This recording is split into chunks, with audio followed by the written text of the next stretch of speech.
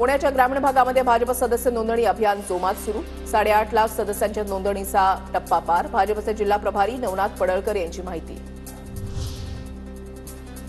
पुणे जिल्ह्यामध्ये पारा 40च्या उंबरठ्यावर। मार्चच्या पहिल्याच दिवशी उन्हाचा तडाखा।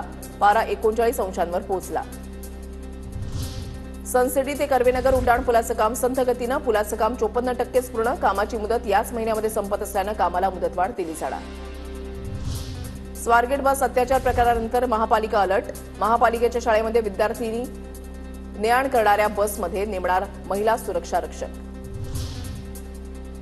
पुणे शहरामधील अनेक भागामध्ये भूजल प्रदूषित। सहकार नगरमध्ये काही बोरवेलचे घेतले नमुने। पाणी प्रदूषित असल्याचं आढळलं।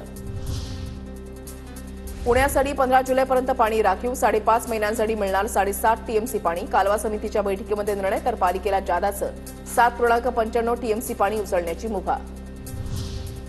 पुण्याच्या भोर पंचायत समिती आवारामध्ये पिंक ई रिक्षेचं प्रदर्शन। महिलांना पिंक ई रिक्षा पाहण्यासाठी प्रदर्शनाचं आयोजन। पुण्याच्या भोर तालुक्यामधल्या गोकवडी जिल्हा परिषद शाळेला शिक्षक संचालकांची अचानक भेट। दरम्यान महेश पालकरांनी शाळेतील विविध उपक्रमांबाबत माहिती जाणून घेतली।